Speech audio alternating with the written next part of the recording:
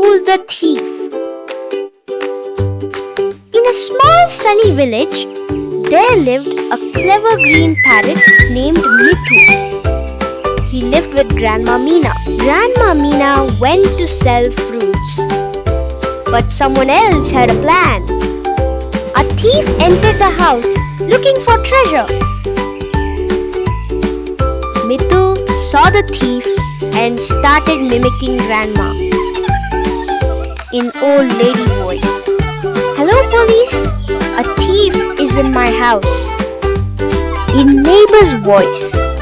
Raju, get the stick, big thief. The thief got scared and hid under the bed.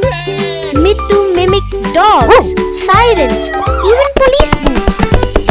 When Grandma returned, she found a scared thief hiding.